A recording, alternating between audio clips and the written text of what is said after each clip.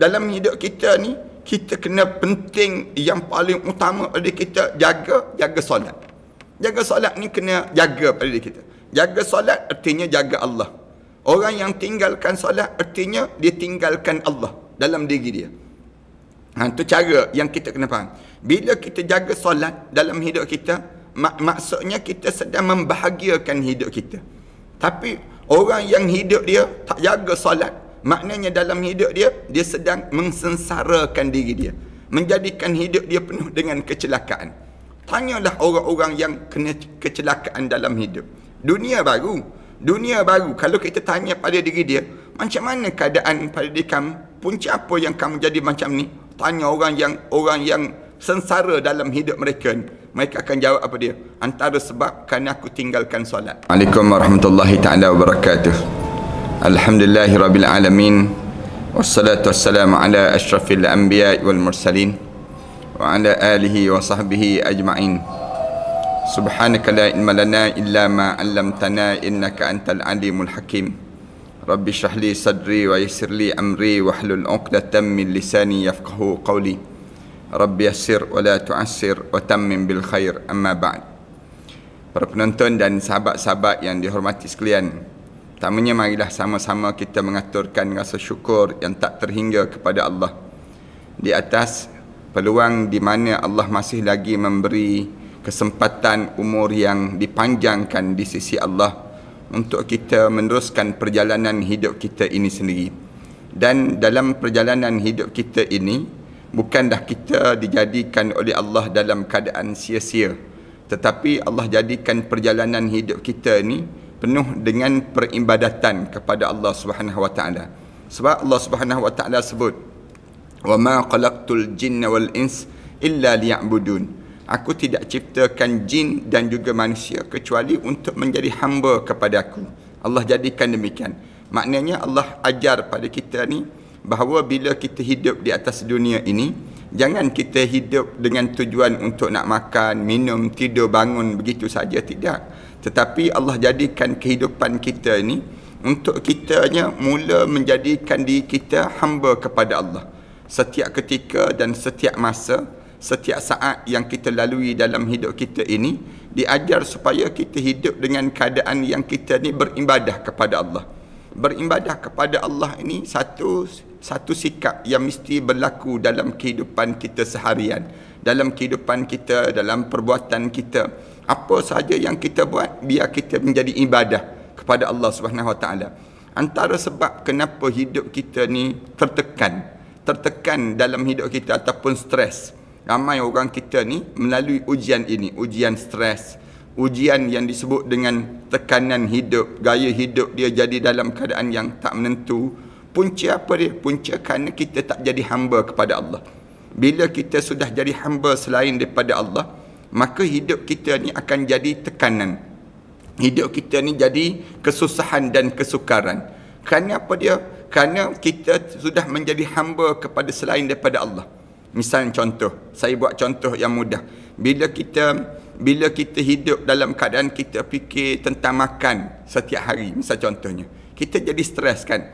Kemarin dah makan dah, hari ni makan pula, besok makan lagi, lusa makan lagi. Bila kita sentiasa fikir tentang mengenai makan, lalu kita akan sibuk tanya, nak makan apa? Nak makan apa? Makanan tu menjadikan diri kita ni, bila kita sentiasa fikir nak makan, nak masak apa, nak yang demikian, maka timbul tekanan dalam hidup. Tekanan dalam hidup kita. Tu contoh yang mudah, bab makan saja. Belum lagi cerita tentang mengenai bab komunikasi. Bila kita banyak komunikasi suami isteri dalam hidup kita ni, ada je benda yang kita akan jadi rasa stuck, ataupun rasa ada yang tersumbat. Cakap sikit, ada benda yang salah. Cakap sedikit, kadang-kadang kita bercakap tu ada benda yang menyebabkan kita ni jadi rasa tak selesa di antara satu sama lain. Punca apa dia? Punca bila kita tidak beribadah kepada Allah. Dalam hidup kita ni, Allah ajar, kalau kamu jaga ibadah, dalam hidup kamu jaga diri kamu ni jadi hamba kepada Allah, kamu tidak akan jadi rasa tekanan dalam hidup. Orang yang hidup dalam keadaan yang dia sentiasa jaga hubungan dia dengan Allah, dia akan rasa enjoy dan seronok. seronok memanjang dalam hidup dia. Apa sahaja yang berlaku dalam hidup dia, dia yakin ini adalah pemberian Allah. Ini adalah anugerah Allah. Yang kerana apa dia? Kerana semua benda yang terjadi dalam hidup dia ni telah disusun dan diatur di sisi Allah. Saya buat contoh yang mudah lagi, raya ni kan. Bila orang kita dia ada yang jadi stres. Dia kata kenapa tahun ni raya tak sama dengan tahun yang lepas-lepas. Kenapa dia tak rasa nikmat yang rasa nikmat raya tahun ini. Padahal kita tetap beraya, tapi kenapa kita tak rasa nikmat raya tersebut? Raya yang kita lalui ini. Jawabnya kerana apa dia? Kerana kita fikir bahawa raya tu mesti jadi macam raya-raya yang lepas-lepas. Tu yang menyebabkan kita jadi stres. Patutnya kita rasa syukurlah. Alhamdulillah, raya tahun ni lain sikit daripada tahun-tahun yang lepas. Walaupun dia lain, tapi dia merupakan satu nikmat yang Allah bagi. Kita kena rasa, alhamdulillah, ni peluang kita dapat rasa nikmat raya begini. Raya dekat di perantauan. Raya walaupun tak balik kampung. Raya dengan keluarga. Walaupun kita terpaksa mendengar khutbah di kalangan keluarga kita saja yang berkhutbah. Demikianlah dalam hidup kita. Dalam hidup kita ni Allah bagi nikmat pada diri kita. Nikmat yang sepatutnya kita nampak setiap yang terjadi itu nikmat, tetapi kita fikir ia satu kesengsaraan, maka dia akan menjadi kesengsaraan yang berpanjangan pada diri kita. Para penonton dan sahabat-sahabat sekalian, saya nak sebut bahawa dalam hidup kita ni Allah bagi ketenangan. Macam mana Allah nak bagi ketenangan pada diri kita, kebahagiaan dalam diri kita? Allah bagi satu ibadah. Ibadah yang menyebabkan kita ni jadi bahagia dalam hidup kita. Kita boleh jadi bahagia dengan ibadah. Apa dia ibadah yang kita jadi bahagia dalam hidup? Yang dinamakan dengan ibadah solat. Solat menjadikan hidup seorang tersebut jadi bahagia dalam kehidupan seorang. Kalau dia boleh jaga. Siapa yang tak jaga solat, percayalah orang ni akan menjadi sengsara. Siapa yang hidup dia tak jaga yang disebut dengan ibadah solat, bila dia tak boleh jaga ibadah solat, kesengsaraan akan berlaku dalam hidupnya. Dan kalau kita perhati elok-elok dan betul-betul pada diri kita ni, punca apa kadang-kadang orang kita ni jadi tak bahagia? Salah satunya kerana ditinggalkan solat. Bila tinggalkan solat, Allah tak jadi bahagia. Tak bahagiakan hidup seorang tersebut. Saya biasa sebut dengan cara demikian. Saya bincangkan tajuk solat pada kali ini tuan-tuan dalam kitab Falyafrahu ini. Masih lagi dalam kitab Falyafrahu pada bab yang ke-6, hidup sihat dengan solat. Cuma kita tukar tajuk sikit, bahagiakanlah diri dengan solat. Walaupun sekalipun saya nak sebutnya tentang ini, dalam hidup kita ni, kita kena penting yang paling utama pada kita jaga solat. Jaga solat ni kena jaga pada diri kita. Jaga solat artinya jaga Allah. Orang yang tinggalkan solat artinya dia tinggalkan Allah dalam diri dia. Itu cara yang kita kena faham. Bila kita jaga solat dalam hidup kita, maksudnya kita sedang membahagiakan hidup kita. Tapi orang yang hidup dia tak jaga solat, maknanya dalam hidup dia sedang mensengsarakan diri dia, menjadikan hidup dia penuh dengan kecelakaan. Tanyalah orang-orang yang kena kecelakaan dalam hidup. Dunia baru. Kalau kita tanya pada diri dia, macam mana keadaan pada diri kamu? Punca apa yang kamu jadi macam ni? Tanya orang yang sengsara dalam hidup mereka ni. Mereka akan jawab apa dia? Antara sebab kerana aku tinggalkan solat. Bila aku tinggalkan solat, hidup aku jadi tak bahagia. Tuan-tuan ingat ke, kalau tuan-tuan bekerja bertungkus lumus dalam hidup tuan-tuan buat kerja hebat dan sebagainya, tiba-tiba tuan-tuan dapat duit yang banyak, rezeki yang banyak, kemudian nampak sebab tuan-tuan ingat bahagia hidup tuan-tuan. Tak, tuan-tuan. Allah tak jadikan kebahagiaan dengan kemaksiatan. Bila kita meninggalkan solat, maknanya kita sedang berbuat maksiat. Bila kita jaga solat, artinya kita sedang menjaga yang disebut dengan sebuah kebahagiaan yang Allah anugerahkan dalam kehidupan seseorang. Ini konsep yang kita kena faham pada diri kita. Kalau orang yang kata saya nak bahagia, macam mana cara saya nak bahagia? Kita sebut jaga solat. Jaga solat menjadikan kehidupan seorang jadi bahagia. Kalau ada orang kata, bagaimana saya nak hidup saya dalam keadaan penuh dengan ketenangan? dalam keadaan penuh dengan pada kita keseronokan dan kegembiraan. Bagi tahu pada mereka, kamu jaga solat. Bila kamu jaga solat, menyebabkan dalam hidup kamu akan jadi penuh kebahagiaan, penuh kebaikan dan penuh kenikmatan yang Allah kurniakan pada diri kamu. Ini nak sebutnya gambaran apa dia? Jaga solat. Sebab tu Allah Subhanahu Wa Taala dalam bab solat, Allah ajar pada diri kita ni, arahkan diri kita, arahkan keluarga kita, arahkan masyarakat kita supaya jaga solat. Sehingga kena ada hukum terhadap orang yang meninggalkan solat. Allah ajar pada orang yang cuma di negara kita ni tak ada hukuman tersebut. Orang yang meninggalkan solat, dia ada hukuman dia. Hukuman apa dia? Hukuman dipenjarakan dia. Dalam kitab disebut demikian. Orang ni mesti ditangkap. Pihak pemerintah kena tangkap orang yang meninggalkan solat. Kenapa? Kerana bila dia meninggalkan solat, dia telah menjadikan diri dia hidup dalam keadaan yang bukan sekadar dia je yang sengsara, bahkan dia mensengsarakan orang lain sama. Sampai peringkat demikian.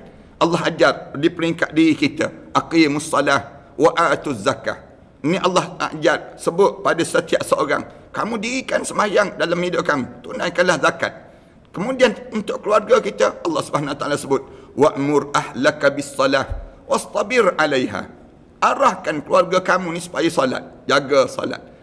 Dan kamu kena tahan dalam keadaan yang demikian, kamu kena didik dengan keadaan mereka ni jaga solat ini sendiri. Kerana apa dia? Sampai tahap demikian, nak sebutnya bahagia, hidup kita ni menjadi penuh dengan kegembiraan, penuh dengan kesihatan, penuh dengan ketenangan bila kita hidup dengan keadaan jaga solat dan jaga solat pada diri kita ni. Ini solat. Dan dalam hidup kita ni, maksud solat ni, jaga solat ni, solat 5 waktu. Solat 5 waktu ni, jangan sampai peringkat orang kita tertinggal walaupun 1 waktu dalam hidup kita. Kena letak pada diri kita, hidup ni, aku mesti sentiasa solat ni jadi keutamaan dalam hidup aku. Kerana kita tak, siapa yang jaga solat, dia sedang menjaga Allah. Siapa yang tak jaga solat, dia sudah dalam keadaan yang dia telah mencuaikan hubungan dia dengan Allah. Yang ni yang menyebabkan Islam diajar supaya diri kita ni jaga solat. Kalau kita tak jaga solat ni, maknanya kita ni dengan Allah kita acuh tak acuh dalam hidup kita. Sedangkan kita tak malu ke kita dapat nikmat yang banyak, rezeki yang banyak, segala apa yang ada ni semua diberi oleh Allah kepada hamba-Nya. Tiba-tiba kita yang menjadi hamba dia ni, kita tak jaga solat kita dengan dia. Pelik betul dalam hidup kita. Orang kita ni, orang sebelah Asia ni terutamanya, dia jaga puasa tapi solat dia tak jaga. Ini kebanyakan demikian. Orang kita, dia jaga puasa. Manakala orang sebelah Asia Barat ni, mereka sibuk jaga solat, puasa pula tak jaga. Ini ramai di kalangan kita jadi demikian. Dalam hidup kita ni, keutamaan pada diri kita. Kalau kamu nak jadi hidup bahagia, kamu perhati pada hubungan kamu dengan Allah. Kat mana hubungan kita dengan Allah? Pada solat. Solat ni hubungan kita dengan Allah Subhanahu Wa Taala. Sebab tu tajuk yang kita nak bincang pada kita pada kali ini, tajuk dalam bab yang ke-6 ini, pada muka surat 80, tuan-tuan dapatkan kitab Falyafrahu, maka bergembiralah. Dalam kitab ni kita dah bincang dah bagaimana nak jadikan hidup kita ni rasa gembira, rasa seronok, jaga solat pada diri kita ni. Allah Taala berfirman dalam Al-Quran Karim, Allah Subhanahu Wa Taala sebut, wa aqimus salah wa atuz zakah warka'u ma'ar raki'in. Allah Subhanahu Wa Taala sebut, dirikanlah solat dalam hidup kamu. Allah Subhanahu Wa Taala sebut demikian. Wa atuz zakah, tunaikanlah zakat pada diri kamu. Setiap harta benda kamu tu, kalau dah cukup nisab dia, cukup haul dia, wa atuz zakah, tunaikan zakat. Kerana dalam harta benda kamu tu dah ada milik orang lain. Dah menjadi milik orang lain. Dah kamu simpan harta benda kamu ni, maka di sana bila dah kamu simpan harta benda kamu, dah ada hak orang dalam duit yang kamu, dalam emas kamu, dalam harta benda kamu tu, hak orang yang kamu kena tunaikan, kamu kena keluarkan 1/40. Dia panggil demikian. Allah dia sebut aqimus salah. Kenapa Allah Subhanahu Wa Taala kaitkan sembahyang dengan zakat? Ulama-ulama sebut banyak kali. Sembahyang hubungan kamu dengan Allah. Manakala zakat hubungan kamu dengan makhluk. Hablum minallah wa hablum minan nas. Ini kalimah yang biasa kita dengar ni. Kalimah yang disebut, kamu jaga hubungan dengan Allah. Wa hablum minan nas, jaga hubungan kamu dengan manusia. Ni nak sebutnya pada diri kitanya dalam hidup kita ni, dalam bab hubungan dengan Allah, kamu jaga yang dinamakan dengan jaga hubungan, jaga diri kamu dengan solat. Bila kamu jaga solat, maknanya kamu jaga hubungan kamu dengan Allah. Bila kamu jaga zakat, maknanya kamu keluarkan zakat, kamu sedekah dan sebagainya, maka di saat tersebut kamu sudah menjaga hubungan kamu dengan manusia. Lalu Allah Subhanahu Wa Taala sebut, warka'u ma'ar raki'in, dan kamu rukuklah bersama dengan mereka yang rukuk. Maksudnya apa dia? Semayang berjemaah lah kamu. Warka'u, kamu duduk rukuk bersama dengan mereka. Satu-satu ibadah yang kalau tuan-tuan perhati betul-betul, ibadah hanya Islam mengajar umat ni jadi rukuk. Ibadah-ibadah lain, orang-orang lain tak ada rukuk, tak ada. Kaedah mereka sujud je. Mereka sujud, kemudian sama ada mereka tegak, sama ada mereka dalam keadaan yang namakan dengan apa dia, sujud. Tapi Allah Subhanahu Wa Taala sebut warka'u, rukuklah kamu ma'ar raki'in, bersama dengan mereka-mereka yang rukuk. Ini hebatnya Islam dalam ibadah dia ajar supaya rukuk. Cuba perhati dalam agama lain, ada ajar manusia jadi rukuk? Tak ada. Pada mereka ajar sujud saja. Tapi Islam dia ajar ada qiyaman wa qu'udan, ada duduk. Kemudian ada rukuk, warka'u ma'ar raki'in, ada rukuk, wasjudu, dan juga sujud. Ni Islam ni dia ajar demikian. Ada qiyam, ada rukuk, ada yang dinamakan dengan sujud, ada yang namakan dengan duduk. Ni hebatnya, kehebatan dalam solat itu sendiri. Semua tu menyihatkan badan kamu, membahagiakan hidup kamu. Kenapa rukuk? Nak betulkan tulang-tulang kita ni, perjalanan hidup kita ni. Kalau kita berjalan tegak je dalam masa yang sama, kita ni akan jadi tulang-tulang kita ni dalam keadaan yang menjadi keras. Lalu Allah Subhanahu Wa Taala dia ajar dalam hidup kamu nak suruh betul tulang kamu, betul tubuh badan kamu jadi sihat, kamu rukuk. Dalam solat mesti melalui solat. Kalau kamu buat dalam keadaan yang biasa, rukuk biasa, kamu tak jadi, kamu tak sihat. Tapi tulang belakang kita sakit belakang. Saya sebut banyak kali lah kepada, sebelum daripada ni, bila ada rancangan TV sebelum daripada ni jemput saya cerita tentang bagaimana sihat dengan solat. Bagaimana sihat dengan solat, saya pernah cerita bagaimana Allah jadikan qiyam ada kesihatan. Bila kita rukuk ada kesihatan. Bila kita rukuk, macam mana kita jadi sihat? Sihat apa dia? Sihat tulang belakang. Para alim ulama sebut demikian. Sihat sendi-sendi kita. Sendi-sendi kita ni akan jadi sihat bila kita ni jaga ibadah kita. Ni kelebihan dan kehebatan, dia panggil demikian. Sebab tu kalau kita perhati orang-orang yang soleh, dia jaga sangat solat. Kenapa? Solat ni bagaikan senaman untuk menyihatkan badan. Sebab tu Allah Subhanahu Wa Taala sebut, selain daripada Allah sebut aqimus salah, Allah Subhanahu Wa Taala sebut warka'u, berrukuklah kamu. Bila kamu rukuk, menyebabkan di waktu mana kamu rukuk ni, tubuh badan kamu akan jadi sihat. Dan selain daripada itu, aliran darah ini akan mengalir dengan cara yang tepat. Selain daripada berdiri, kemudian kita rukuk, kemudian sebelum daripada kita sujud, Allah jadikan kita rukuk. Aliran darah kita ni akan kitar dengan keadaan kitar yang indah, kitaran yang tersusun. Hebatnya Allah jadikan melalui rukuk. Bila kita rukuk, menyebabkan tubuh badan kita ni, aliran darah kita ni akan betul sampai pada tempat yang sasaran yang tepat, yang menyebabkan badan kita ni Allah akan jadikan kebaikan dan kesihatan yang bertambah dalam hidup. Kita kata tu ustaz, ada orang yang dia dalam keadaan dia solat tapi dia sakit juga belakang. Ada juga.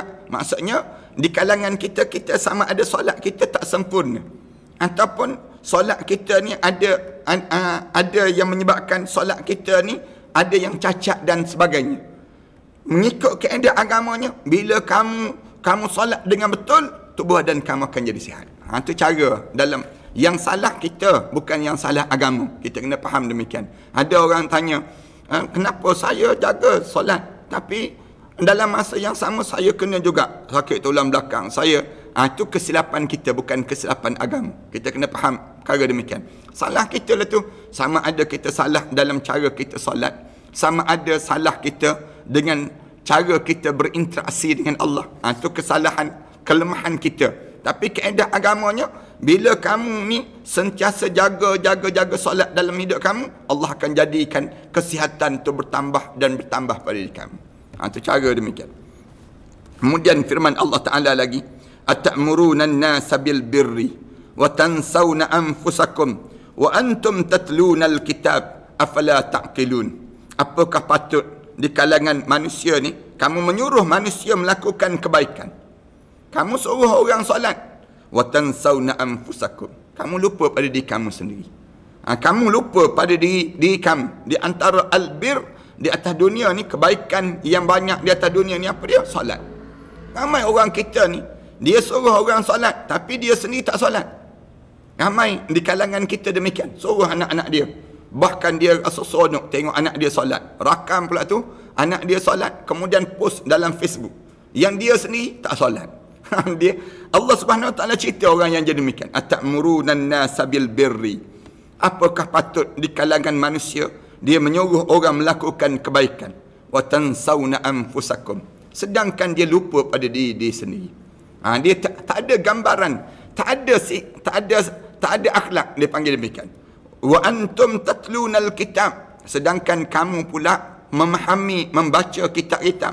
Allah tujukan pada ahlul kitab sebelum daripada ni. Ahlul kitab ni demikian perangai orang Yahudi ni. Orang Yahudi yang sebelum daripada ni, dia suruh orang berbuat baik, tapi dia sendiri lupa pada diri dia sendiri. Diri dia sendiri dia tak ingatkan diri dia. Dia sibuk suruh orang buat. Baca Quran disebut, baca Quran, baca kitab, sedangkan dia sendiri tak buat benda yang disuruh lakukan demikian.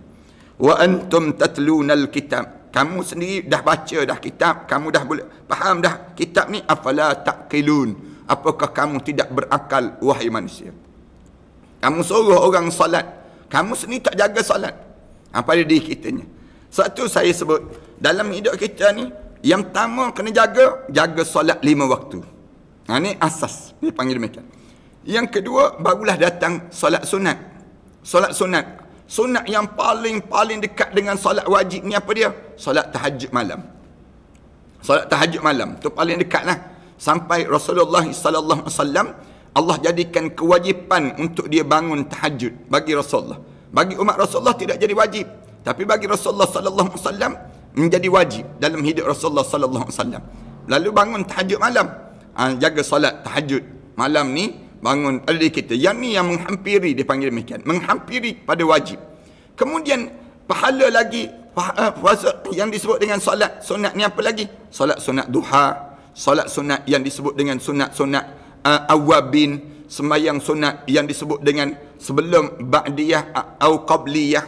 Dua-dua ni kita solat sebelum daripada masuk waktu ataupun lepas pada masuk waktu ni, solat sunat. Ataupun sunat apa dia? Solat sunat musafir, solat sunat yang waktu mana kita dalam keadaan yang gerhana, solat sunat yang semua ni dipanggil solat yang melengkapkan dalam kehidupan kita terhadap solat fardu yang kita lakukan. Itu dalam kehidupan kita demikian. Satu, bila kita ni perhati betul-betul pada keluarga kita, kadang-kadang orang kita ni solat fardu tu pun dia masih lagi tertinggal. Solat fardu tu, ramai mana orang kita ni tinggal solat fardu. Jangan ingat selesa. Orang yang meninggalkan solat, Allah jadikan satu neraka saqar untuk mereka sebut. Allah jadikan demikian. Tuan-tuan, kalau ada di kalangan kita ni yang meninggalkan solat, dia tinggal je solat, Allah sediakan neraka saqar untuk dia. Ma salakakum fi saqar? Qalu lam naku minal musallin. Mereka jawab bila ditanya pada orang dalam neraka saqar, kenapa kamu dicampak dalam neraka saqar? Lalu dia jawab, qalu lam naku minal musallin. Sesungguhnya kami di kalangan orang yang tidak solat waktu mana kami hidup dahulu. Kami tinggalkan solat. Afala ta'qilun. Kamu bila kamu suruh orang buat baik, tiba-tiba kamu tak jaga demikian, maknanya kamu ni tak ada akal lah pada diri kamu. Allah SWT sebut demikian.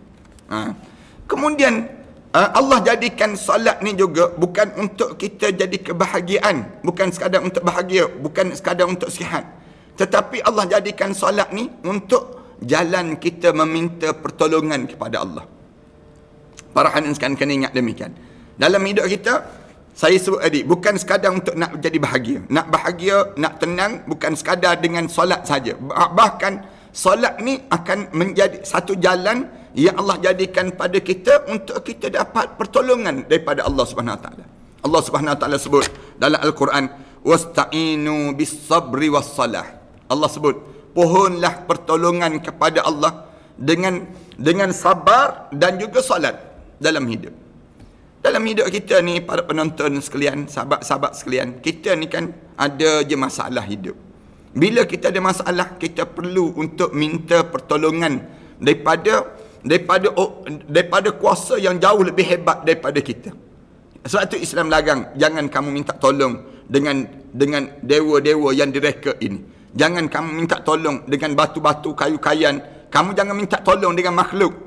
Dalam hidup ni, kalau kamu nak minta tolong dengan Khalik yang menciptakan kamu. Ni cara Allah jadikan. Macam mana kita nak minta tolong dalam hidup kita pada Allah? Melalui salat. Bila kita salat, selesai saja kita salat, selesai daripada kita melaksanakan ibadah salat, minta tolonglah dengan Allah. Bagi tahu pada Allah, ya Allah, aku ni begini, pada Allah Subhanahu Wa Taala. Minta dengan Allah Subhanahu Wa Taala demikian. Ni nak gambarkan tentang apa dia? Tentang bagaimana jaganya hubungan kita dengan Allah Subhanahu Wa Taala tersebut. Ni orang kita, dia nak minta tolong, dia minta tolong dengan makhluk. Akhirnya makhluk dia tak boleh memberi pertolongan pada dia. Dia jadi kecewa dalam hidup dia. Kecewa dia. Dia minta tolong dengan apa dia? Bos dia. Bos dia tak boleh tolong dia. Bos dia tak kat mana boleh tolong. Kita minta tolong dengan Perdana Menteri. Berapa lama Perdana Menteri boleh tolong kita? Kita boleh minta tolong dengan orang yang apa dia ada kuasa dan sebagainya. Berapa lama orang tu boleh tolong kita? Tak lama pun orang boleh tolong kita. Yang betul boleh tolong kita apa dia? Allah dalam hidup. Oleh demikian, wasta'inu bis-sabri was-salah. Pohonlah pertolongan kamu kepada Allah dengan sabar dan juga salat. Cara nak minta tolong pada Allah, kamu salat. Kalau kamu tak salat, kamu payah untuk kamu jadi dalam hidup kamu ni menjadi orang yang dia jaga, yang dinamakan dengan hidup dia, jaga dia kepada Allah Subhanahu Wa Taala tersebut. Allah Subhanahu Wa Taala sebut, wasta'inu bis-sabri was-salah. Wa innaha lakabiratun illa 'alal khashiin. Lalu Allah Subhanahu Wa Taala sebut, sesungguhnya benda yang kamu lalui ini lakabirah.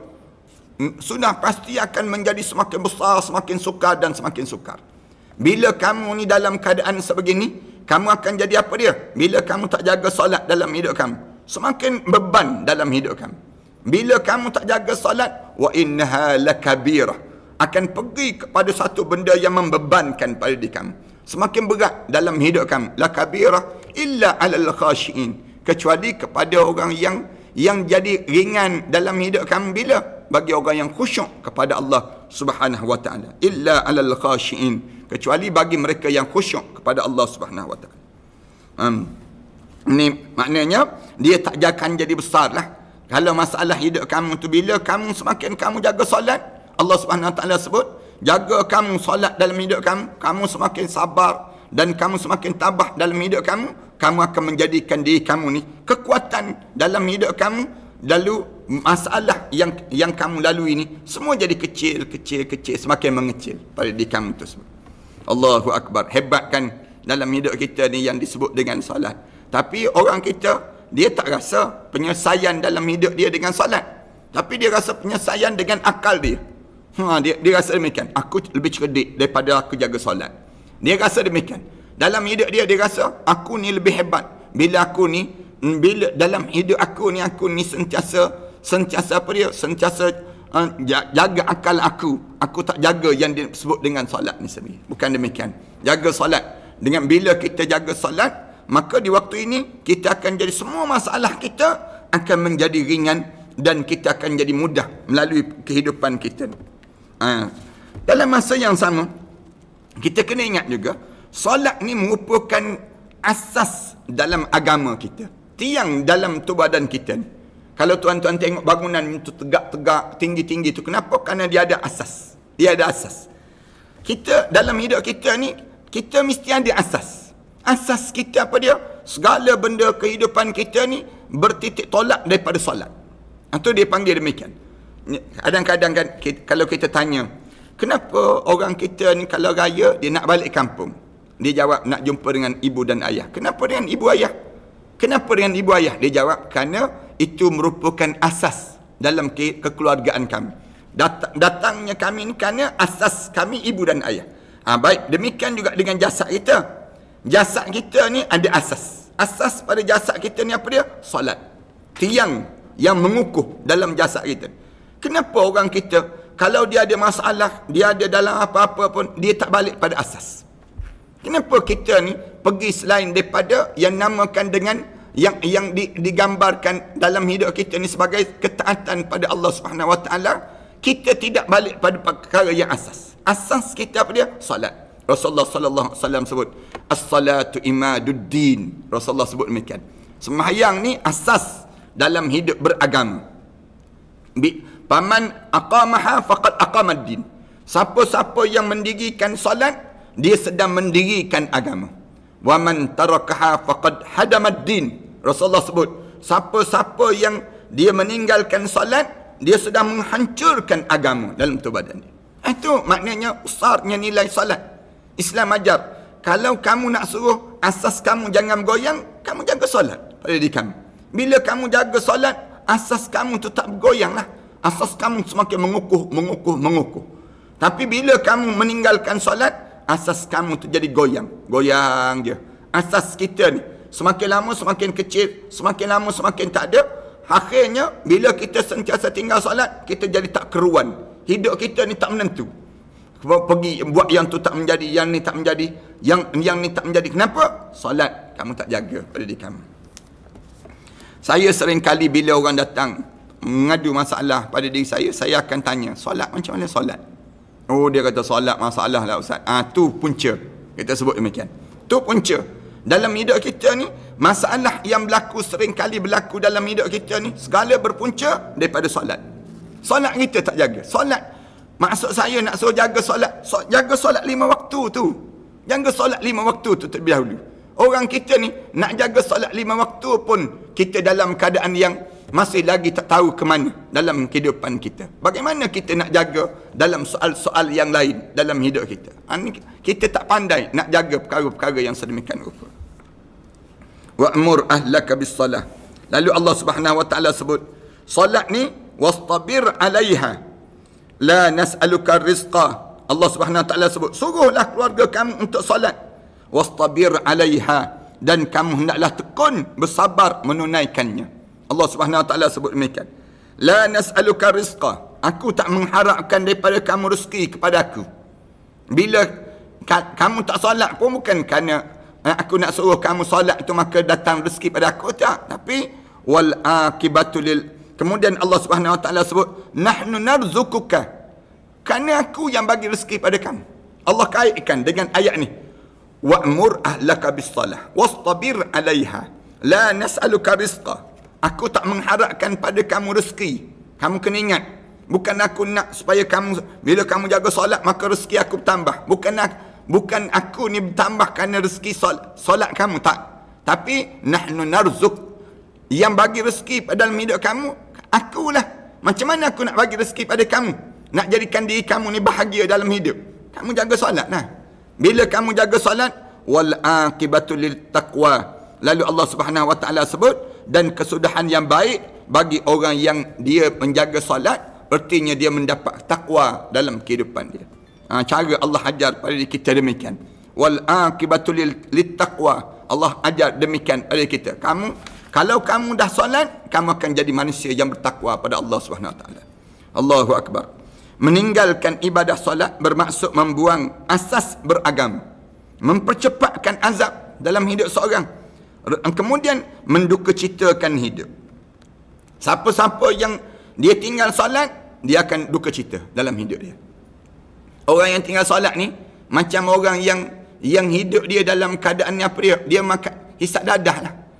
Bagaikan orang yang tagih dalam diri dia, hidup dia dengan arak, ketagih yang benda-benda yang kotor. Jadi, orang isap dadah ni bahagia ke tuan-tuan? Tak. Tuan-tuan ni ke orang yang minum arak ni bahagia ke dalam hidup dia? Tak. Allah jadikan kesesaraan. Badan dia busung, akal dia hilang, kemudian keluarga dia entah ke mana. Minum arak sampai peringkat mabuk menjadikan rosak dalam kehidupan, langgar orang dan sebagainya. Ni nak gambarkan tentang orang yang hidup dalam keadaan yang dianya sendiri tak jaga perintah Allah Subhanahu Wa Taala. Atau kita dalam tempoh sebegini, kita sentiasa minta supaya desakan berlaku pada pihak pemerintah, tolonglah dalam tempoh sebegini kita ambil peluang untuk apa dia? Yang kalau boleh susun kembali masyarakat kita ni. Jangan arak yang terbebas, dalam keadaan yang bebas begitu, jangan. Kemudian orang yang nak minum arak ni, dia kena minum tempat dia. Jangan minum kemudian lepas pada tersebut dalam keadaan yang dia bebas untuk dia nak naik kenderaan, bawa kenderaan, langgar orang, mati orang dan sebagainya.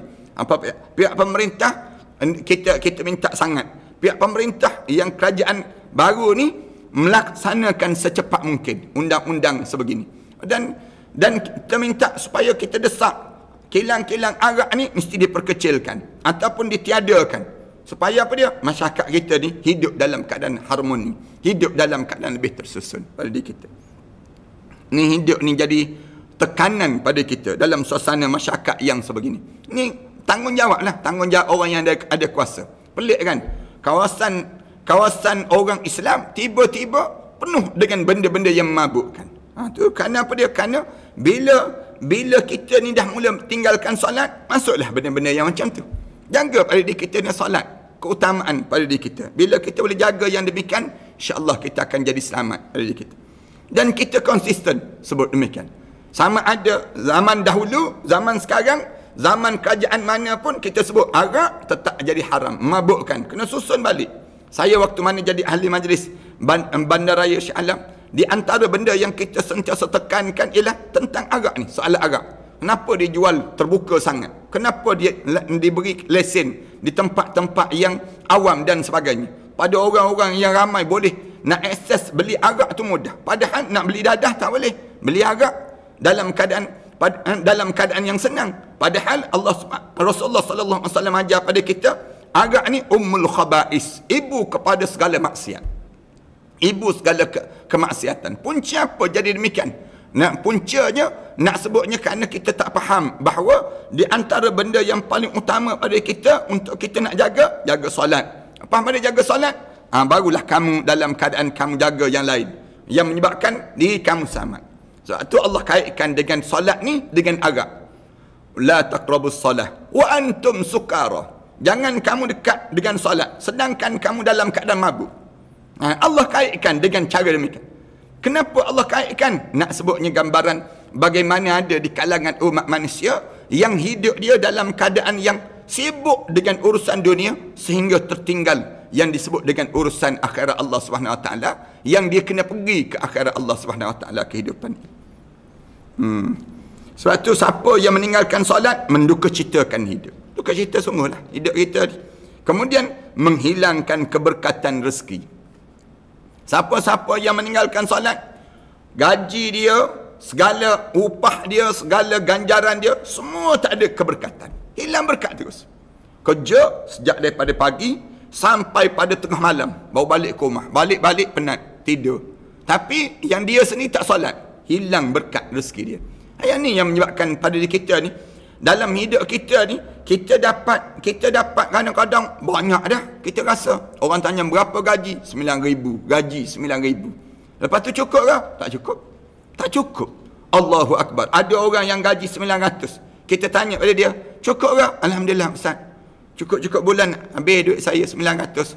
Anak berapa orang? Anak 6 orang. 6 orang. Kamu boleh hidup ke dalam keadaan demikian? Ni nak sebutnya gambaran bagaimana Islam ajar dalam hidup kita ni, jaga pada diri kita solat itu sendiri. Jaga keberkatan hidup, menghilangkan keberkatan rezeki yang dapat. Siapa yang tinggalkan solat, kerjalah sebesar mana pun pangkat. Naik kita ni kadang-kadang orang lantik kita ni jadi yang berhormat. Orang lantik kita jadi apa dia? Jadi yang disebut yang amat berhormat. Kita dilantik menjadi yang di Pertuan Agong. Misalnya contoh, kalau tinggal solat tak ada nilai langsung. Hodoh terus, wajah pun hodoh, rezeki pun hilang. Hilang disebut dengan keberkatan rezeki. Rezeki itu ada, tapi tak ada berkat. Berkat ni yang hilang dalam hidup kita, menghodohkan wajah seseorang. Kalau tengok dalam hidup orang yang tak jaga solat, lagi tua lagi hodoh, lagi berumur lagi buruk perangai itu, menjarakkan nilai persahabatan. Dan bila orang yang tinggalkan solat, dia akan menjauhkan persahabatan di antara satu sama lain. Ini di antara kita jadi demikian. Kemudian dalam masa yang samanya menghilang dan bakal mengundangkan beberapa perkara yang buruk lain dalam kehidupan seorang tersebut. Bahkan solat juga adalah amalan pertama yang akan ditanya di hadapan Allah. Kita sebut ni, kenapa solat? Kerana solat juga soalan yang pertama yang akan disoal di hadapan Allah. Bila kita meninggal dunia, masuk dalam kubur, di akhirat nanti dia akan ditanya soalan demikian. Inna awwala ma yuhasabu bihi al-abdu yaumal qiyamah min amalihi salat. Salatu disebut demikian. Di antara awal yang akan dihisap seorang hamba di hari kiamat nanti daripada amalan dia yang disebut dengan solat. Solat ni akan ditanya yang awal-awal sekali bila kita menghadap depan Allah Subhanahu Wa Taala. Bila kita menghadap depan Allah, soalan yang pertama yang akan tanya pada kita apa dia? Solat. Kalau berjayanya soalan tentang solat, barulah dia ambil kira yang lain. Soalan-soalan yang lain baru dia tanya, macam mana puasa, macam mana zakat, macam mana haji, macam mana kamu dengan negara kamu, bagaimana. Semua ni dia akan disoal, dan disoal kita di waktu mana kita berada di akhirat Allah Subhanahu Wa Taala nanti. Ni di antara hebatnya solat kepada kesihatan tu. Tuan-tuan boleh tengok baliklah dalam perbincangan yang panjang. Bila kita solat, maka akan sihat tu badan kita dalam kehidupan kita ini sendiri. InsyaAllah tersambung pada akan datang nanti dalam membicarakan tentang tajuk yang ini. Mudah-mudahan tuan-tuan boleh rujuk balik dalam kitab Falyafrahu yang telah saya huraikan panjang dalam bab ini. Mudah-mudahan Allah bagi kebaikan yang terusan dalam kehidupan kita. Terima kasih di atas kesempatan yang baik ini. Terima kasih di atas kesudian tuan-tuan bersama sekejap. Mudah-mudahan Allah jadikan kebaikan ini berterusan dalam kehidupan kita. Bismillahirrahmanirrahim. Alhamdulillahirabbil alamin. Wassalatu wassalamu ala asyrafil anbiya'i wal mursalin wa ala alihi wa sahbihi ajma'in. Allahumma khtin ajalana bihusnil khatimah wa la taqtin ajalana bisu'il khatimah. Rabbana ja'alna muqimas salah wa min dzurriyyatina rabbana wa taqabbal du'a. Wahai Tuhan kami, jadikanlah kami orang-orang yang mendirikan salat. Wa min dzurriyyatina, dan juga zuriat-zuriat kami. Rabbana wa taqabbal du'a. Wahai Tuhan kami, terimalah doa-doa yang kami pohon ini ya Allah. Rabbana hab lana min azwajina wa dzurriyyatina qurrata a'yun waj'alna lil muttaqina imama. Rabbana atina fid dunya hasanah wa fil akhirati hasanah wa qina adzaban nar. Sallallahu ala Muhammad wa ala alihi wa sahbihi wasallam. Alhamdulillahi rabbil alamin.